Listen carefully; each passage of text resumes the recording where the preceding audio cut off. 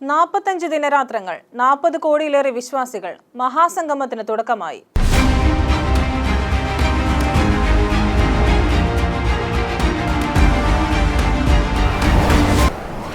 നമസ്കാരം, ജനശബ്ദം ന്യൂസിലേക്ക് സ്വാഗതം. ആത്മീയ സംഗമങ്ങളിൽ ലോകത്തിലെ തന്നെ ഏറ്റവും വലിയ സംഗമമായ മഹാകുംഭമേളയ്ക്ക് തുടക്കമായി. ഉത്തർപ്രദേശിലെ പ്രകാശ് രാജിൽ ഇന്നാണ് മേളയ്ക്ക് തുടക്കം കുറിച്ചത്.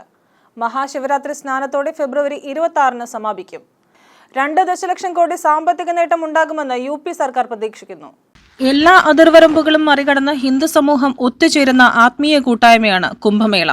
പ്രകാശ് രാജിൽ ഗംഗയും യമുനയും സരസ്വതിയും ഒത്തുചേരുന്ന ത്രിവേണി സംഗമത്തിലെ സ്നാനത്തിലൂടെ മോക്ഷപ്രാപ്തി ലഭിക്കും എന്നാണ് വിശ്വാസം.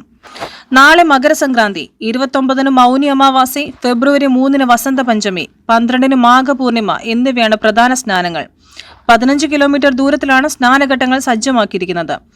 1,00,000 പോലീസ് സേന, 2000-ലേറെ അഗ്നിശമന സേനാംഗങ്ങൾ, 351 ഫയർ എഞ്ചിനുകൾ, 131.48 കോടിയുടെ സുരക്ഷാ സംവിധാനങ്ങൾ, സ്പെഷ്യൽ വിമാനങ്ങൾ, സ്പെഷ്യൽ ട്രെയിനുകളും ബസ്സുകളും ഉൾപ്പെടെ വിപുലമായ ക്രമീകരണങ്ങളാണ് ഒരുക്കിയിരിക്കുന്നത്.